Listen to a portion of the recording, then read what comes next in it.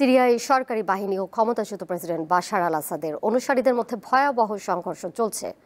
গত দুদিনে 1000-এরও বেশি মানুষের প্রাণ গেছে বলে জানিয়েছে Syrian observatory for human rights.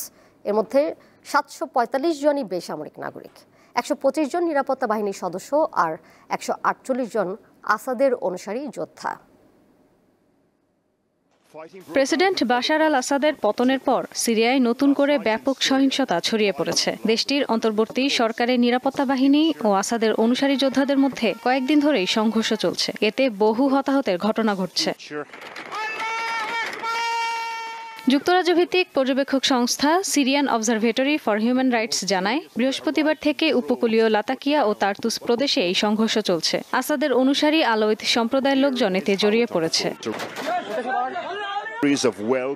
সরকারি বাহিনী ও ক্ষমতাচ্যুত প্রেসিডেন্টের অনুসারীরা ভারী অস্ত্রশস্ত্র নিয়ে সহিংসতায় লিপ্ত রয়েছে। দেশটির অন্তর্বর্তী সরকার জানায়, আসাদপন্থীরা নিরাপত্তা বাহিনীর ওপর অতর্কিত হামলা চালানোর কারণে সরকার অভিযান শুরু করতে বাধ্য হয়েছে। আর আসাদপন্থী আলাউইত সম্প্রদায়ের অভিযোগ, তাদের ওপর অন্যায়ভাবে হামলা হচ্ছে। স্থানীয়রা জানিয়েছে, সহিংসতার কারণে আলাউইত সম্প্রদায় ভয়ঙ্কর অবস্থায় পড়েছে। হাজার হাজার মানুষ এলাকা ছেড়ে পালিয়ে গেছে। বাশার আল আসাদপন্থী আলাউইত বিদ্রোহীদের আত্মসমর্পণের আহ্বান জানিয়েছেন সিরিয়ার নতুন প্রেসিডেন্ট আহমেদ আল শারা। অন্যথায় তাদের কঠিন পরিণতির হুঁশিয়ারি দিয়েছেন তিনি।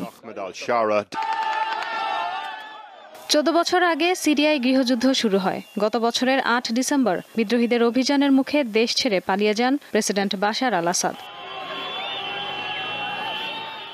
ইশরাত সুমা, দীপ্ত বার্তা কক্ষ।